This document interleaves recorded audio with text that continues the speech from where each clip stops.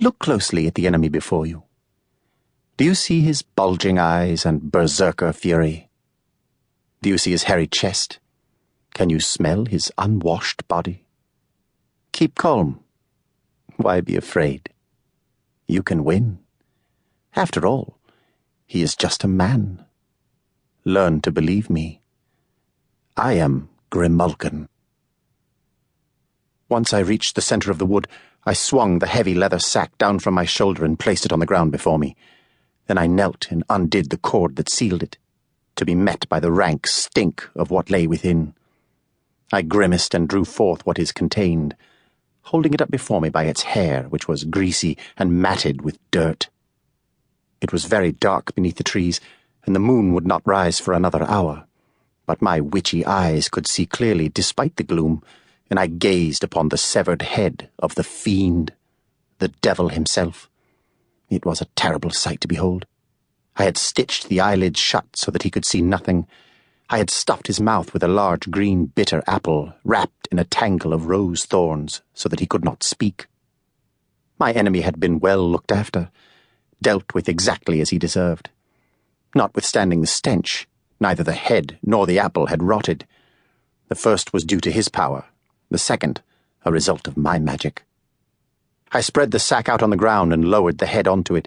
Then I sat cross-legged opposite it, scrutinizing my enemy carefully. Somehow it looked smaller now than it had appeared when freshly severed, but it was still almost twice the size of the average human head. Was it shrinking as a result of being separated from its body? I wondered.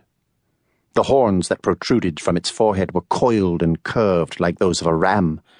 The nose resembled an eagle's beak. It was a cruel face, and deserved the cruelty that I had inflicted upon it in turn. All about my body, a series of leather straps bore scabbards that held my weapons and tools. From the smallest of these I withdrew a thin, sharp hook with a long handle. I thrust it into the Fiend's open mouth, pushed it deep into the green apple, and twisted and tugged.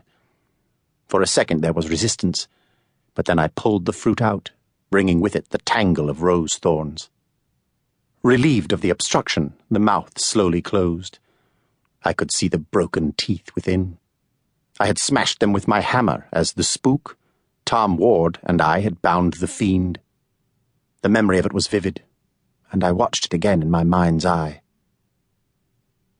Long had I waited for the opportunity to bind or destroy the Fiend, my greatest enemy. Even as a child, I disliked him intensely.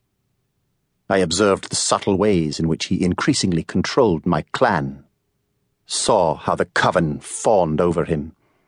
They spent most of each year looking forward to the Halloween Sabbath, the time when he was most likely to visit. Sometimes he appeared right in the center of their fire, and they reached forward, desperate to touch his hairy hide, oblivious to the flames that seared their bare arms. My growing revulsion was something instinctive in me, a natural-born hatred, and I knew that unless I acted, he would become a blight upon my life, a dark shadow over everything I did. He was clever, subtle, and devious, often achieving his aims slowly. Above all, I feared that one day, like many other witches who had once opposed him, I would finally become enthralled to him. That I could not bear, and I needed to do something to make it impossible. And I knew exactly what I had to do. There is one certain way in which a witch can ensure that he keeps his distance. It is very extreme, but it means that she can be free of him forevermore. She needs to sleep with him just once, then bear his child. Thereafter, having inspected his offspring, he may not approach her again, not unless she wishes it. Most of the Fiend's children prove to be abhumans, misshapen creatures of the dark with terrible strength. Others are powerful witches, but a very few, are born perfect human children, untainted by evil. I knew I risked giving birth to a dark entity, but it seemed worth it to be rid of the Fiend. I was fortunate indeed. Mine was a beautiful, fragile baby boy, perfect in every way. I had never felt such intense love for another creature. to have his soft warmth against my body, so trusting, so very dependent.